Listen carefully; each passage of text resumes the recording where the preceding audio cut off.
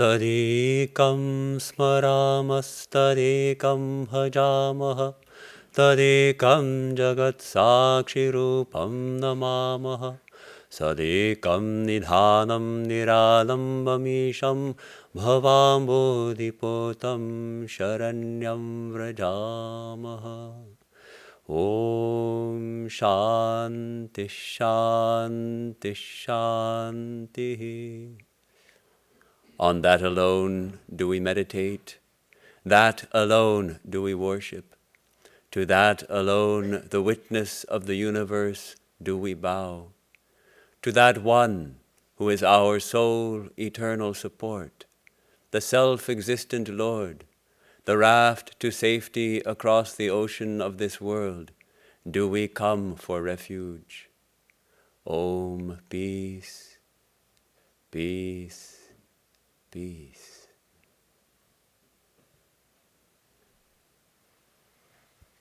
Good morning to all of you.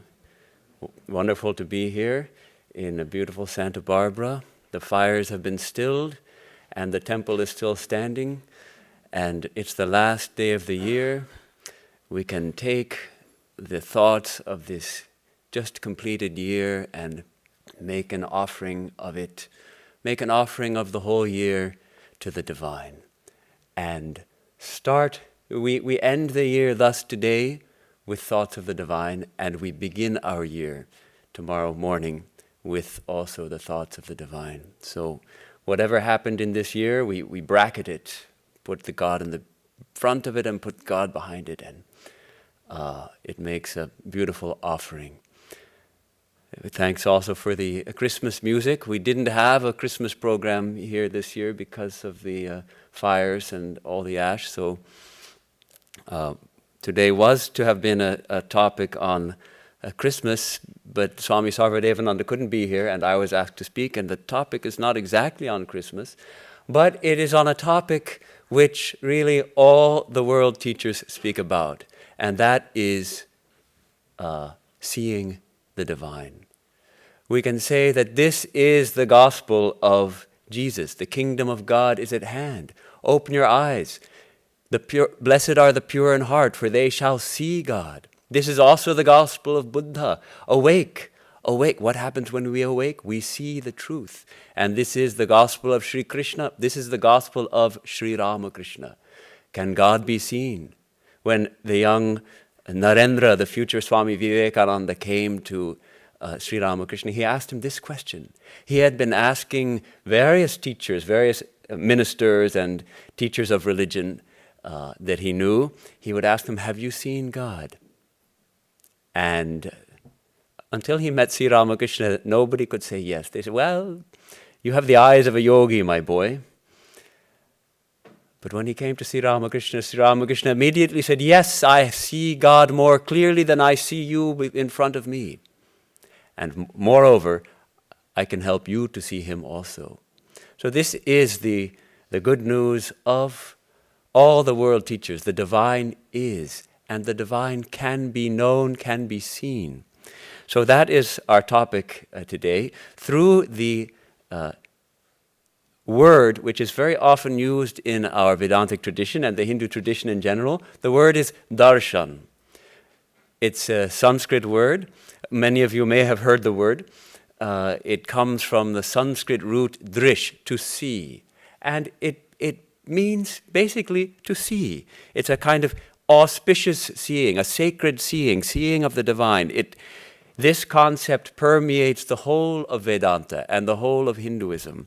It expresses this fundamental axiom that God can be seen.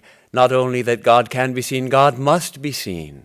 That is we are called upon to see God, to know God, to experience the divine directly.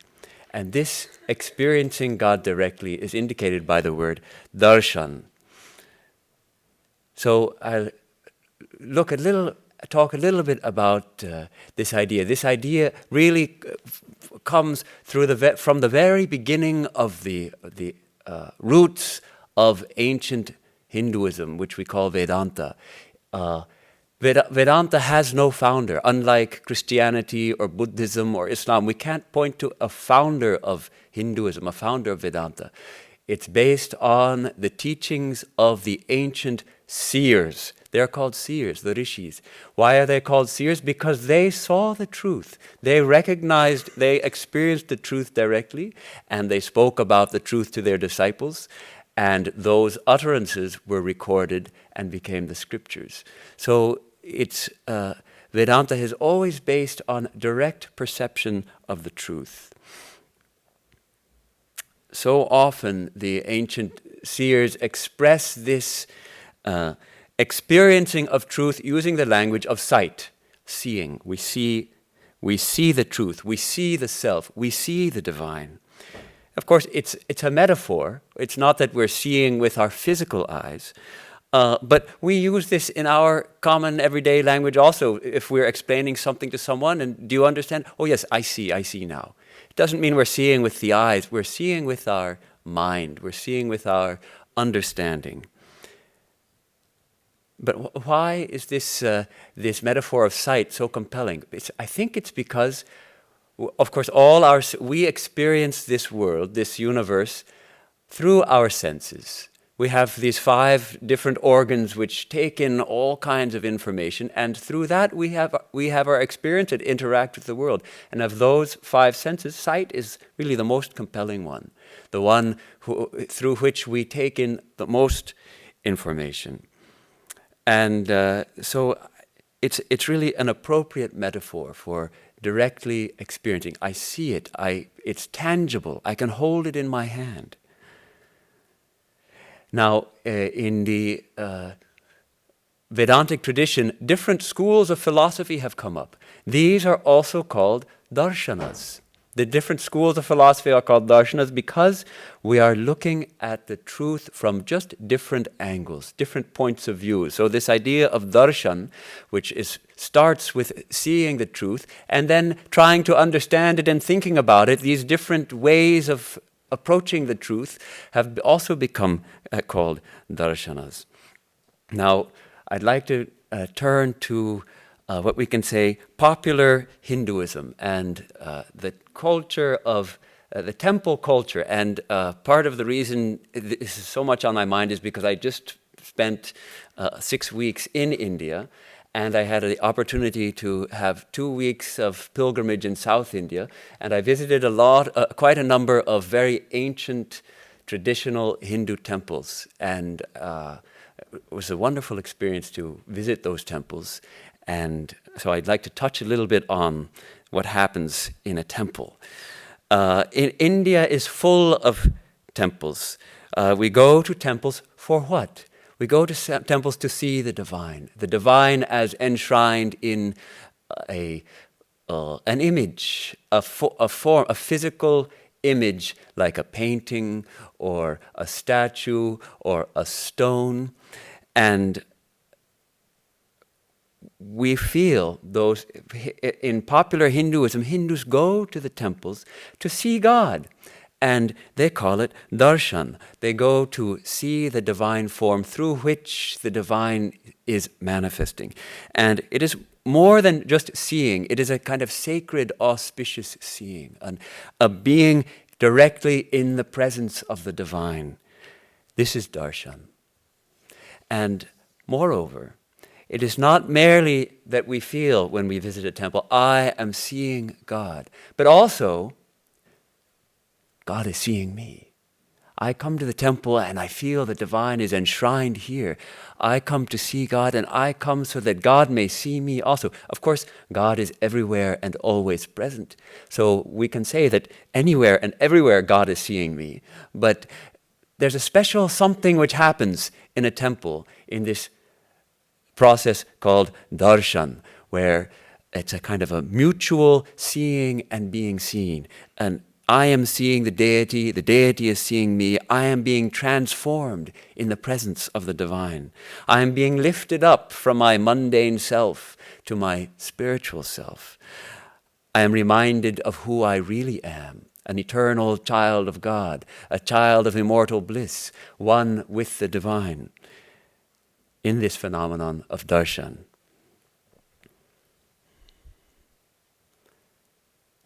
spiritual seekers also recognize the value of visiting saints, holy people, gurus, and spend perhaps a moment, perhaps if they have good fortune, some more time in the holy presence of such a saint. And we feel inspired, we feel uplifted, we feel renewed. The saint blesses us. This also, in the tradition of Vedanta, is called Darshan. And it's interesting the way the language is used. On the one hand, we receive darshan. We go to a temple and we receive the darshan of the Lord or of the Divine Mother or of whatever aspect of the divine is being worshipped and manifested there. And the deity or the holy person grants darshan. So it's on the one hand it's received, and on the other hand it's granted. And in this we see the operation of grace. Here's where we see the manifestation of grace in the granting of darshan. Now we can weave Jesus into the talk again, because there's a wonderful incident in the life of Jesus when he grants darshan to his disciples, and it happened like this. Jesus took with him, reading from Matthew, Jesus took with him Peter, James, and John, the brother of James, and led them up a high mountain by themselves. There he was transfigured before them. His face shone like the sun, and his clothes became as white as the light. Just then there appeared before them Moses and Elijah talking with Jesus. Peter said to Jesus, "Lord, it is good for us to be here. If you wish, I will put up 3 shelters, one for you, one for Moses, and one for Elijah." While he was still speaking, a bright cloud covered them, and a voice from the cloud said, "This is my Son, whom I love. With him I am well pleased. Listen to him." When the disciples heard this, they fell face down to the ground, terrified. But Jesus came and touched them. "Get up," he said. "Don't be afraid." When they looked up, they saw no one except Jesus. This is a beautiful example of what we're talking about, darshan. The disciples had the experience that Jesus was not an ordinary man. He was a manifestation of the divine. They saw his face shining like the sun. And unfortunately, they were terrified. And we'll see this happens again in the case of Arjuna. When Sri Krishna reveals himself as he really is to Arjuna, Arjuna is also terrified. So it means they may not have been completely ready. So it also reminds us that we need to prepare ourselves for darshan. We need to prepare ourselves to see the Lord, to see the divine. Now, we've been talking so far still about external darshan for the most part, seeing the divine in the temple, feeling the presence of the divine. Ultimately, of course, where is the divine seen? Do we see the divine outside? We see the divine inside. This beautiful concept, which is told, this verse is often quoted from the Katha Upanishad. Yama is explaining to Nachiketa that, see, our senses naturally go out. The eyes are looking out, and we're pulling in all kinds of information from outside with our ears, our eyes, all our senses. And he says, Paranchikani vyatrenat swayambhu tasmat parang pashyati namtaratman kaschidhira pratyagatmanamikshat avritta chakshur amritattvamichan. So he says, he puts it kind of poetically, that actually the Creator, the self-existent Lord, inflicted an injury on the senses by making them all go outward. They're all going outward. So this is a kind of a defect, you can say, which means that we see everything outside and we don't see our true self. We don't see the divine shining within. But there are a few, the rare, wise people, the rare, calm souls who, as it were, cover their eyes, turn away from always seeking for sense stimulation. And what happens? They behold within the Atman, the self, their true divine nature. And such a person, why? They desiring immortality. When we realize that we are not finding the immortal in this transitory world, then desiring immortality, desiring to know our true eternal self, we cover our eyes, as it were, and we turn in. We strive, the mystic, the meditator, the spiritual seeker strives to see the divinity in his or her innermost being. And we get a flash of illumination, direct perception. This too is Darshan. We'll come back to this. But I'd like to talk a little bit about the India as a land of sacred geography. Every part of India is associated with some great saint or a spiritual event in the spiritual history, or associated with a great temple and a different manifestation or aspect of the divine. Pilgrims go by the millions on pilgrimage to all these different places, these different holy places, different temples, places of worship, to receive the darshan, of different manifestations of the divine, enshrined in the various temples. And certain of these temples are felt to be specially awakened. Jagrata, especially, the manifestation of the divine is stronger there. We feel something special. We feel more strongly the presence of the divine. And like great magnets, these places are drawing pilgrims from distant corners of the earth to have darshan of the divine, to stand face to face with God. The places of great natural beauty are also considered as holy places.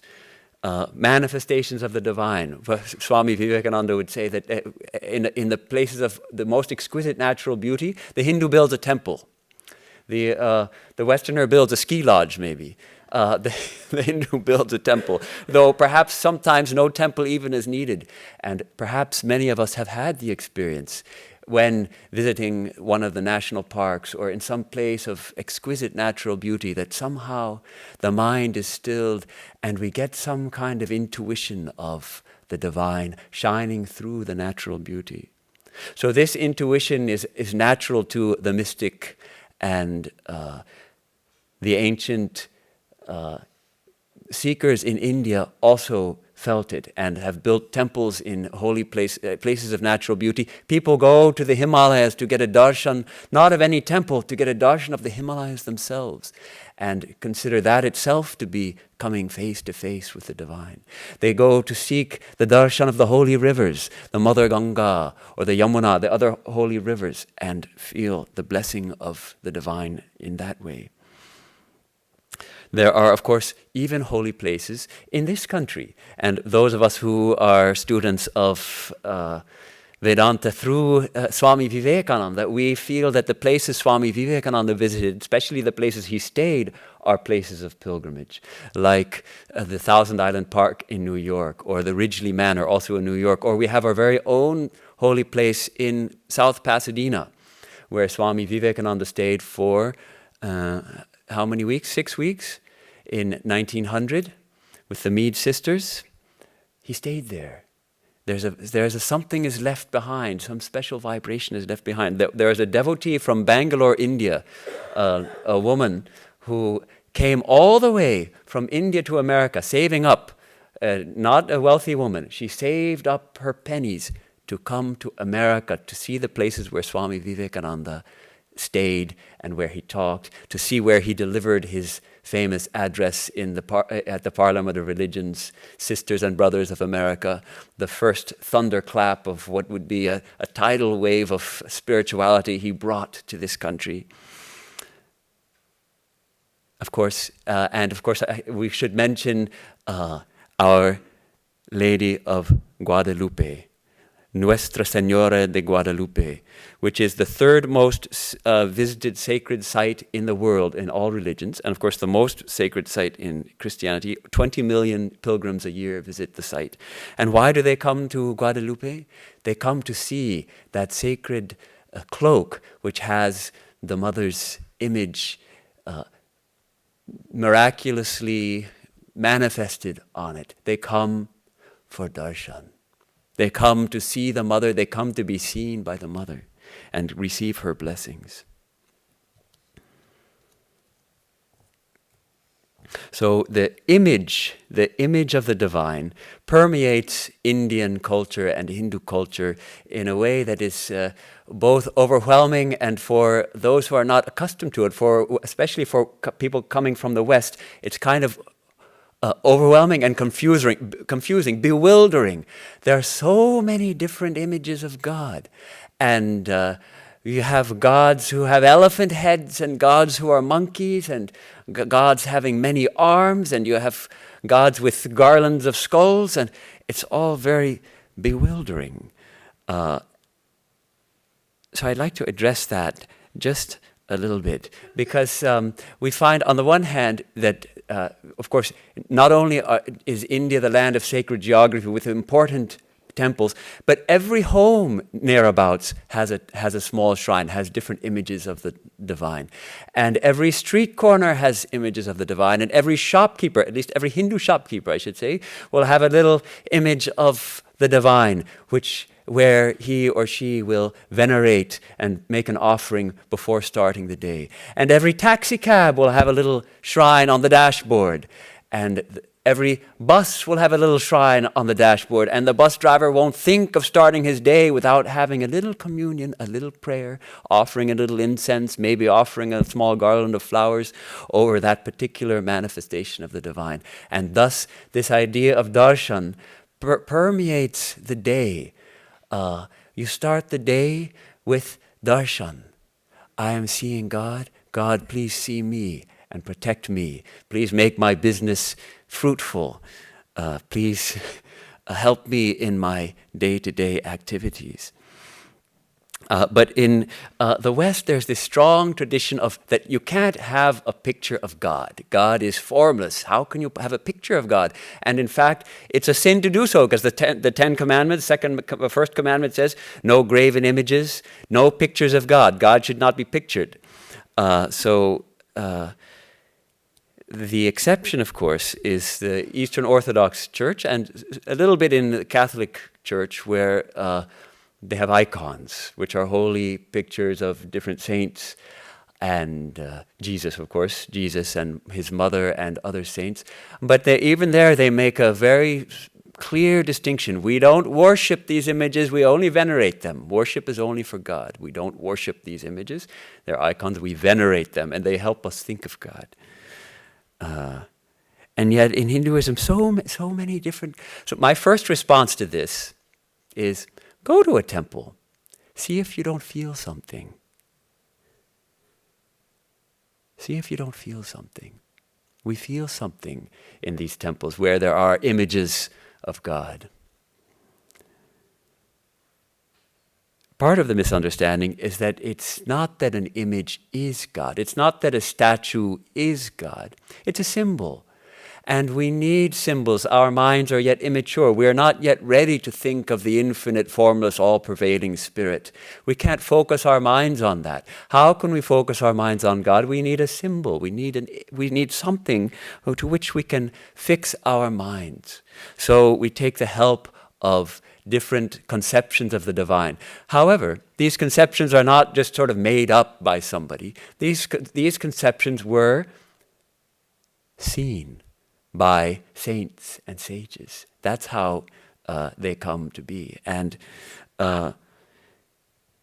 more than just a symbol, when we visit a temple and we see an image, it's not just a symbol, because the divine does specially manifest through such images. When we go on praying in a certain place, a certain vibration builds up. Swami Vivekananda says, why should man build churches in which to worship God? Why not worship him anywhere? Even if he did not know the reason. People found that the place where people worshipped God became full of good vibrations. He uses the Sanskrit word tanmatras. The place becomes filled with some kind of subtle vibrations, positive vibrations. Every day people go there, and the more they go, the holier they get, and the holier that place becomes. I give a personal recollection or experience of this. When I first became a student of Vedanta, I was living near the Hollywood Temple, and I started getting interested in meditation and prayer, and I thought, let me build a little shrine for myself. And so I went to the hardware store and I got some wood, and I nailed it together nicely to make a little shrine. It was about that big probably, and I stained it nicely and varnished it, and I put it in my room, and I put some holy pictures on it. And I can't remember, I think there was a little statue of Buddha and a little photograph of Sri Ramakrishna and maybe a little icon kind of picture of Jesus, and maybe there was, I think I even had a Quran on there too, just to be, really broad. And I started, there was a jade plant outside the building where I was living, and it had these beautiful flowers on it. So I would pluck some of those flowers and I would lay them on the altar, and I would bow down there and meditate and all that. And one day, when I bowed down before that little home makeshift altar, not quite makeshift, it was made with devotion, and I was practicing my meditation and my prayer there. One day I bowed down, and I felt something, and I can't say exactly what it is that I felt, but I felt this is a holy place. There's a holiness here in this at this altar. I feel some special holiness here. I feel some special manifestation of the divine. That was perhaps my first experience of darshan in a shrine, in my own shrine. So it's not just imagination. We feel something, and that's really what Vedanta is about. It's about spiritual growth. It's about realizing. It's about knowing who we are. It's not just about intellectual study. It's not just about reading books and thinking, yes, God is in everybody. If God is in everybody, I should see it. I should realize it. I should not just think it, I should know it. Sri Ramakrishna also talks about this presence of the divine in the image. He visited, I'll just read this from the Gospel of Sri Ramakrishna. He says, yes, I visited the goddess. She is worshipped by one of the branches of the Malik family of Calcutta, one particular form of Divine Mother. This branch of the family is now in straitened circumstances, and the house they live in is dilapidated. The walls and floors are spotted with moss and pigeon droppings, and the cement and plaster are crumbling. But other branches of the Malik family are well off. This branch has no signs of prosperity. Nevertheless, in that dilapidated house, I saw the face of the goddess radiating a divine light. One must believe in the divine presence in the image.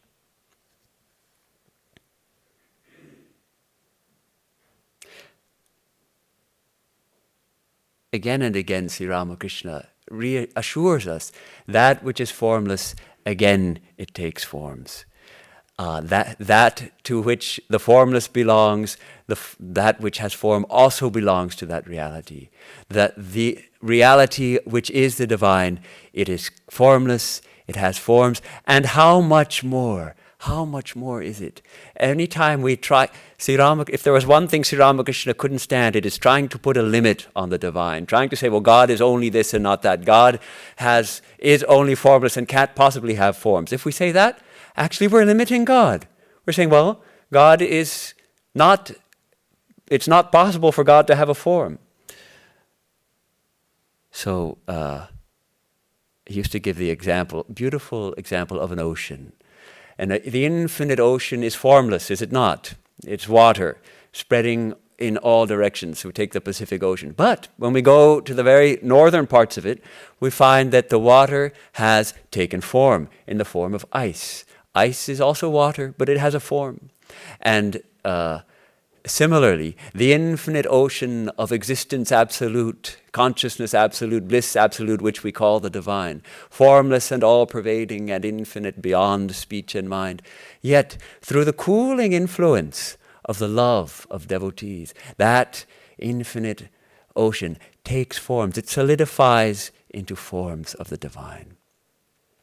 So what is that form? What is that iceberg? It's nothing but water. What is that form of the divine? That Mother Kali, or that Ganesha, or that Sri Krishna, or that Mother Durga, or that Jesus? It's nothing other than that water, that infinite water of Satchit Ananda, infinite bliss, solidified through love. There's another image that we often use, which I don't find it in Sri Ramakrishna's teachings, but I love it. It's the image of a cathedral with stained glass windows. And as we know, they're beautiful to behold, and each one is unique and different, and perhaps showing the different episodes in the life of Jesus. And some are just like the rose windows, just glorious, just exquisite to behold. But what allows us to see each and every one of those? It's the one sun shining through all those windows that enables us to see them. Similarly, it is one infinite divine reality shining through all these different forms, all these different stained glass windows. And we can say that even all of us are each a small stained glass window transmitting that light. And the great world teachers like Jesus and Buddha and Ramakrishna are like the big rose windows. And the other deities, for instance, Shiva and Durga and Kali, they're like other big rose windows transmitting that infinite light which lies behind. Diana Eck wrote a wonderful book on which I took sort of unknowingly, I took the topic of today's talk from her book, which is called Darshan, Seeing the Divine in India. It's a wonderful book. She writes in this book, India's affirmation of oneness is made in a context that affirms with equal vehemence the multitude of ways in which human beings have seen that oneness and expressed their vision. The statement that God is one does not mean the same thing in India and the West. Anyhow, it's a beautiful way she expresses this unity in diversity, the multiplicity and again the unity behind. Now let's go on a temple visit in India. First, we have to reach the temple. A temple visit involves a series of steps or stages with ever more degrees of intimacy, closeness, coming step by step. So first we have to reach the temple, and it may mean an arduous trek of 1,000 miles, or walking through a mountain trails for days, or it may mean something a little more prosaic, like braving the traffic jams of a crowded Indian city. But there's, of course, perhaps the danger of the journey. And facing the traffic in an Indian city, there's also some danger. And the anticipation of visiting the temple begins to grow. The longing begins to grow. And then we'll take one of the large temples in South India, which are enormous edifices built hundreds and hundreds of years ago. They were not destroyed by the invaders like many of the temples in the north were destroyed. So they still stand, sometimes thousands of years old. And there's a large boundary wall on the outside, and we enter through a beautiful gate ornamented with thousands of statues and intricate carvings in stone on this giant gate. And we enter and we find that we're in a kind of corridor which goes around. We're not yet in the temple actually. We've taken one step in, and now there's a big corridor going all the way around. And we may still be outside, in fact, open to the air. It's a big and we can go all the way around that inner corridor. Then there's another gate. And we enter into that gate, and we find another corridor. This time it's covered over with a roof, and there are beautiful carved columns, and we're coming closer. And successively we pass through several different gates and corridors, coming closer and closer to the center of the temple. And the deity is enshrined in what is called the Garbha Mandir, or the Garbha Griha. Garbha means womb. So it is the very womb of the temple, the very heart of the temple where the divine is enshrined. And it's quite small. These temples might be enormous, and yet the actual womb of the temple might be as big as this one here is, as this small. This is also called the Garbha Mandir, the womb, the sanctum sanctorum. And to reach this sanctum, we have to pass through the various corridors. And at a major pilgrimage center, we may also have to wait in line for hours. The line snakes through these corridors, and gradually the anticipation of the seekers, the pilgrims, begins to reach a feverish pitch. They may have traveled hundreds of miles to come to this temple, and now they're stuck in line, and standing in line with them, one feels their eagerness to see the divine, to come face to face with God. And gradually, as they come closer and closer, we begin to push. They begin to push. Let's go, come on, let's go. We want to see. And calling out the name of God. And finally, one reaches the Holy of Holies. And perhaps in one of these temples where there are so many thousands of people, we have just a few seconds in front of the Lord, in front of the Mother, to see and be seen. For that moment of darshan where we see the divine and the divine sees us coming into the presence of God. It might be just a moment, and yet whole lives have been transformed in that moment.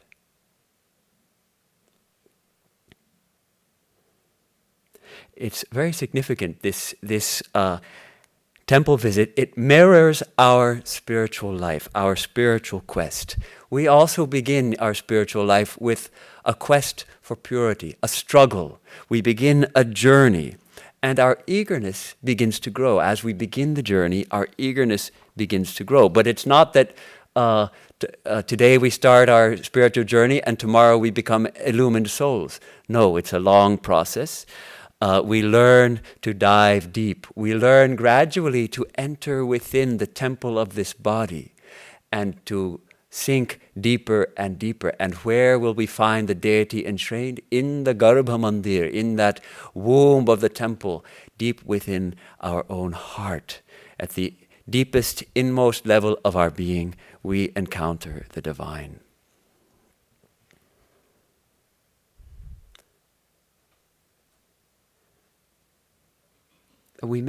Some of us may feel that these kind of temple visits, that's for beginners in spiritual life. We've outgrown that. Yes, we've been to a few temples, but actually it's all about meditation, and we don't need to visit temples. And it's true, we don't need to visit temples. God can be realized right here, right now. And wherever we are, the divine is eternally present.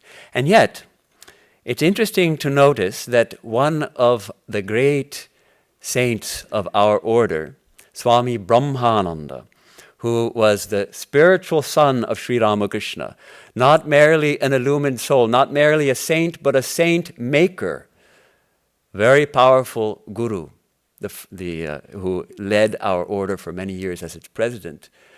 He used to love visiting temples, and he would visit temples. And let me read you an account, a wonderful account, recorded by another Swami Ambikananda, when he was still a young boy, a fairly young boy. Must have been not more than 15, maybe younger than that.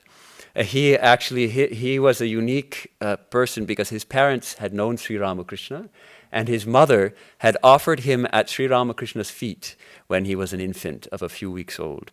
So anyhow, he was very close to Swami Mahayogananda, and they had been in Vrindavan together. They were going back to our headquarters at Belur Mutt, and this is the account. On our way to Belur, Maharaj means Swami Brahmananda, Maharaj expressed the desire to visit the Divine Mother's temple at the Vindhyachala mountains.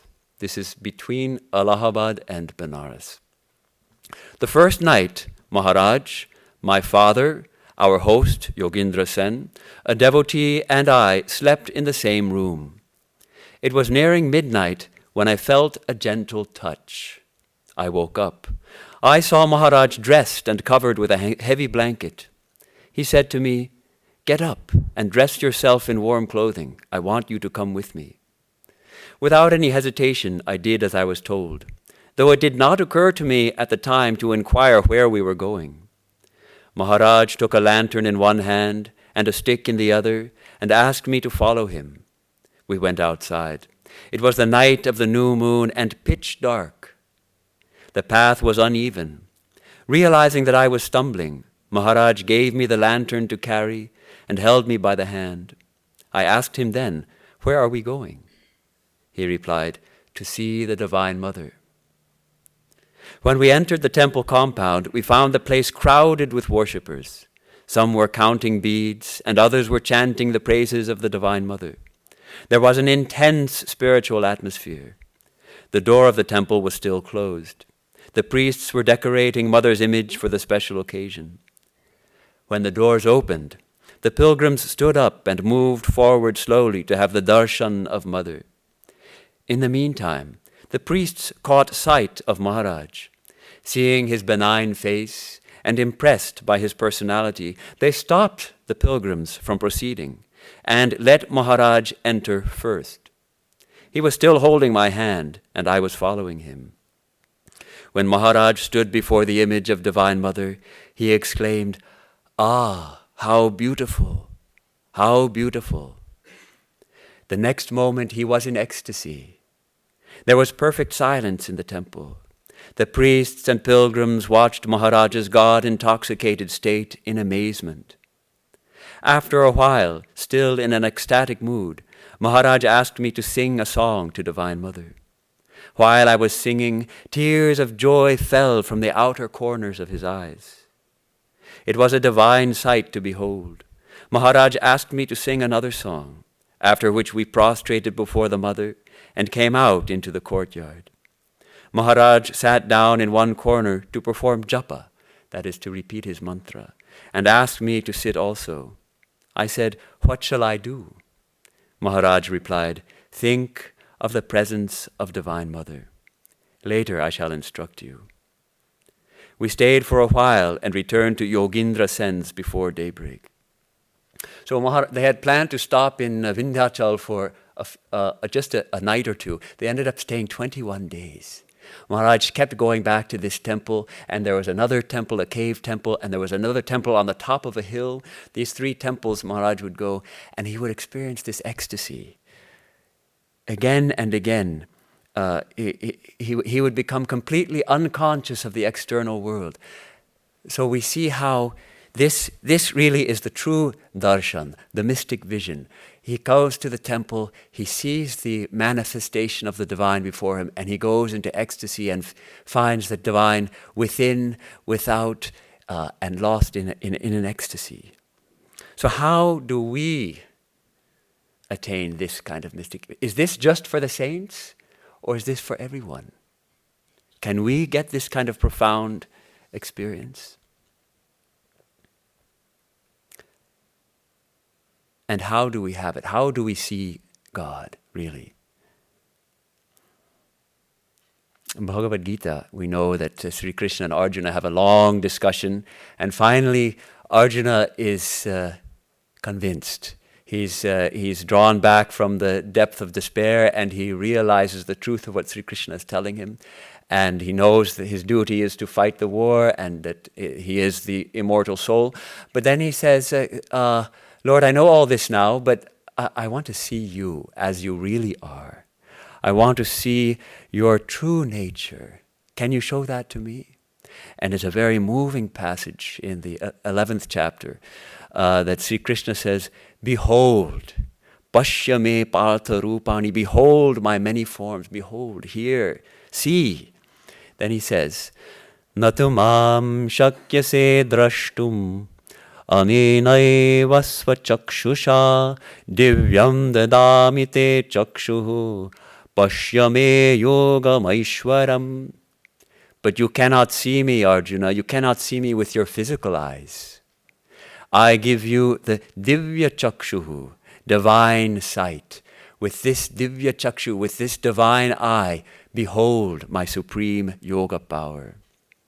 And then Sri Krishna revealed, granted his darshan of the Vishvarupa, the universal form, which was more than Arjuna was ready for. He didn't know what he was in for when he was asking for it. He was overwhelmed, seeing Sri Krishna in everything, seeing that everything is coming from him and going back into him, seeing all the warriors that were assembled there to fight being crushed to powder between his jaws, this kind of all-encompassing vision. That's a story for another day. But this divya chakshuhu, this is how we see the divine.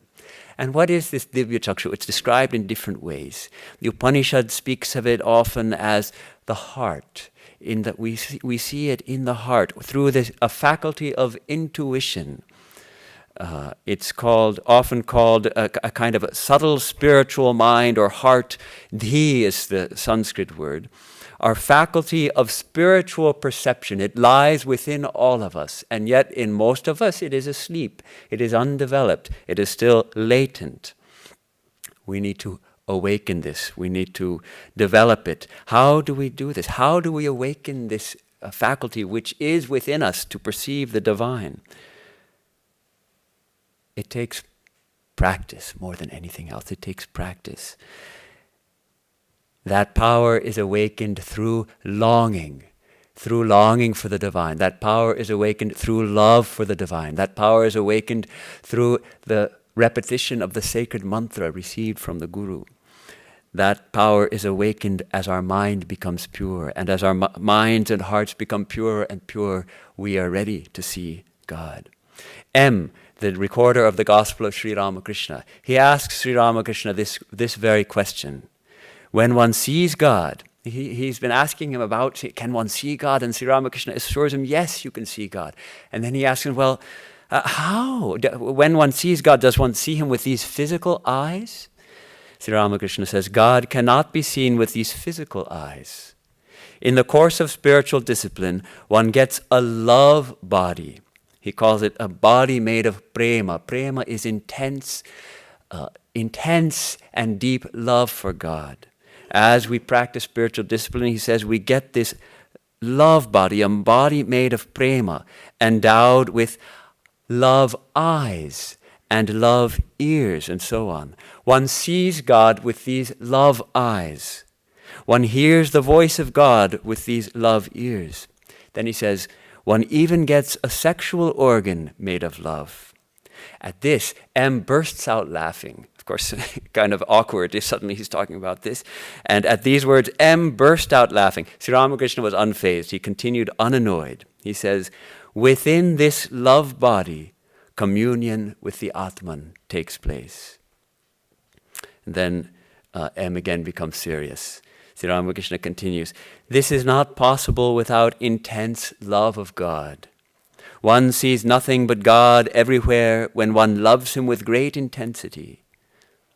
Then one feels, I am verily he. It's an amazing passage, a beautiful passage. He talks about this love of the divine.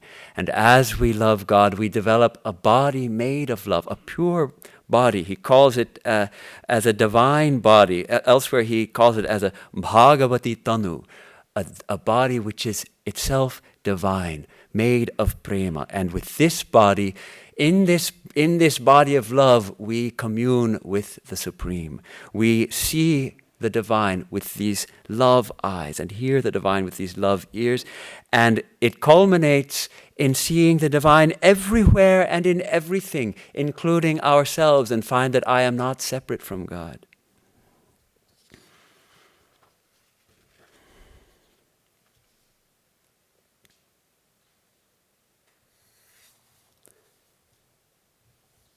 I'll close with a little quote from Swami Vivekananda given to his disciples at Thousand Island Park, full of this fire, this spirit. We are to see the divine, we are to see God. He says, "Let the world go. Love and ask nothing. Love and look for nothing further. Love and forget all the isms. Drink the cup of love and become mad. Say, thine, oh thine forever, O Lord. And plunge in, forgetting all else. The very idea of God is love. Seeing a cat loving her kittens, stand and pray. God has become manifest there. Literally believe this. Repeat, I am thine, I am thine. For we can see God everywhere. Do not seek for him, just see him. Do not seek for him, just see him. He is right here. So on this holy day of the last day of the year, we can call it a holy day. Every day is holy, but we have a special feeling that the last day of the year and the new year coming, let us feel that this is the year that we are to see God. Let us stop merely seeking him and see him. Let us dedicate our life with renewed intensity and fervor and inspiration to this amazing project which is revealed to us by all the world teachers. God can be seen. God is to be seen. God must be seen. God will be seen. When is up to us. And now I'll close with a chant.